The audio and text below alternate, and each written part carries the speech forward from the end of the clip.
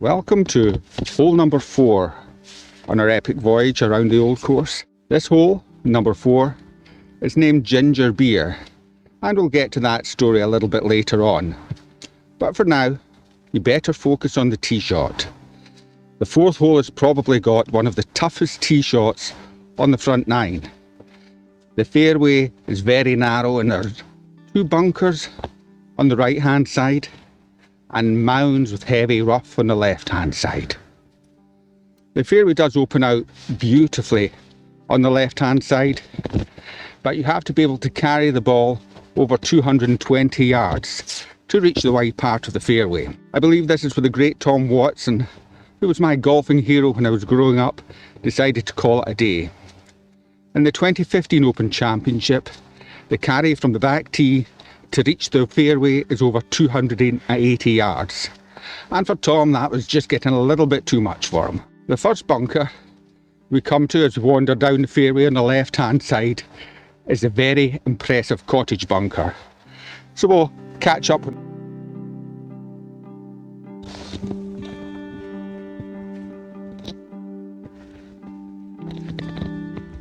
Okay, so here we are wandering along, approaching cottage bunker. As we said, cottage bunkers are really impressive looking bunker and very daunting, but it is one of the many bunkers in the old course that doesn't come into play too much. It does come into play when the old course is played in reverse.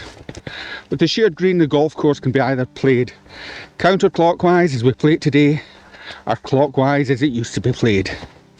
The old clockwise route was played until around 1870, until old Tom Morris introduced the new first green, and the new counterclockwise route became more practical. While we're here, I would just like to show you the little cottage that this bunker is named after.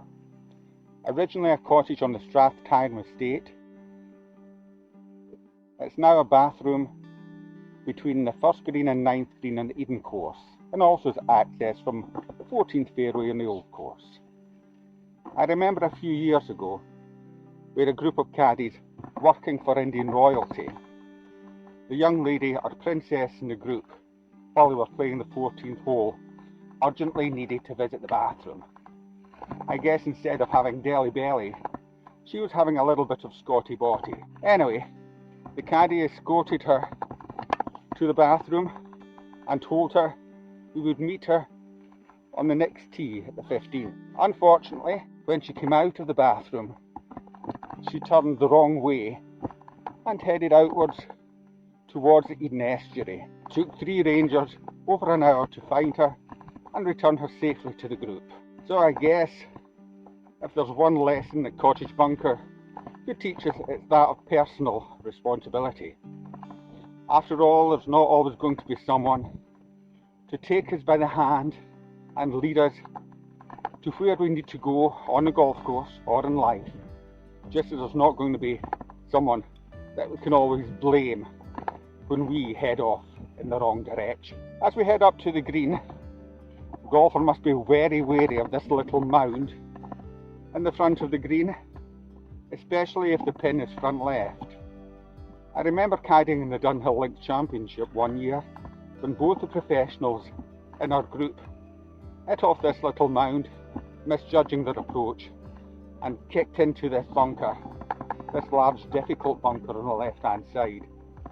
One of many of the bunkers that surprisingly has no name. Although it has no name, it's a very impressive looking bunker indeed. And then that brings us to the back of the green and the 2 little pot bunkers that give this hole its name, Ginger Beer. This is where Davy Anderson, who's a local caddying greenkeeper, had his famous ginger beer stand, selling refreshments to golfers who were on the way out in the front 9 and on the way back coming home. Now, who knows what secret ingredient Davy put into his ginger beer, but I guess it'd be fair to say that you didn't have to wait until the 19th hole to warm up your cockles. I met with his only surviving relatives many years ago outside the Caddyshack. The family had immigrated to New Zealand a couple of generations ago, and we had a good chat about golf, life, ginger beer, I certainly hope that when they went to New Zealand they had Davy's famous ginger beer recipe in hand. So what psychological golfing words of wisdom would ginger beer bunkers like to share with us today? If you, like me, have played golf for many years, I'm sure you'll know the kinds of people you meet in the 19th hole or the bar after your round of golf. There's the incorrigible golfing bore.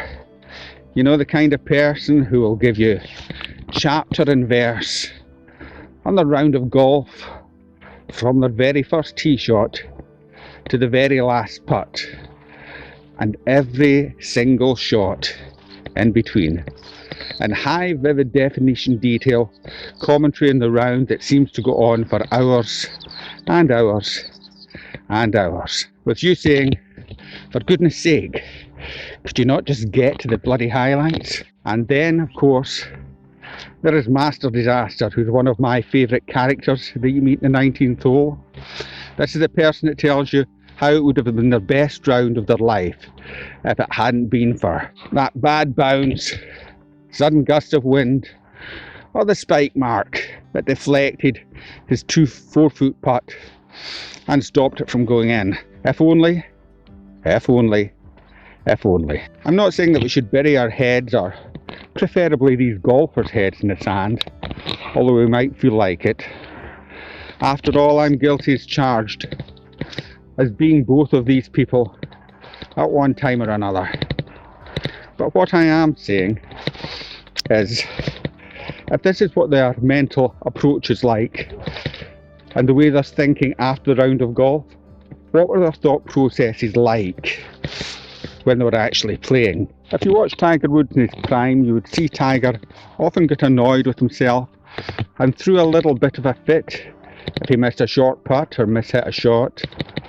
But almost without fail, Tiger, when he got to his next shot, he would have calmed down and refocused and got back into the zone. Many commentators believe that Tiger's great mental focus and ability came from his father and his military background in the special forces. But perhaps what is less well reported is that Tiger's mother was a devout Buddhist, and a practicing Buddhist at that. And I wonder if just as much of Tiger's mental ability came from his mother's side as it did from his father. I remember the Yorkshire golf psychologist Carl Morris telling a story about the great Jack Nicklaus. Jack was at a speaking event telling stories relating to his wonderful golfing career. He made the statement that he'd never missed a 4-foot putt on the back nine in the last round of a major championship. Excuse me, Mr. Nicklaus, didn't you miss a short putt on the 16th green in the US Senior Championship 2 years ago? A voice piped up from the audience. No, said Jack, I've never missed a putt under 4 foot on the back nine in the last round of a major championship. I can send you the video if you want, the audience member said. No need to, Jack replied. I know I've never missed a putt under 4 foot on the back nine in the last round of a major championship. Now, Tiger's temper tantrums, or Jack's denial, or lived truth as it's now modernly called, and selective memory may not be the kind of things that you'd want to teach your kids. But whose mental strategy would you rather have? The barroom bore, Master Disaster, or the mental game of Jack and Tiger? Thanks for listening to Your Bunker Mentality. Like and subscribe, and I'll see you in the next episode. Until the next time, a golf ball in the sand is much better than two in the bush.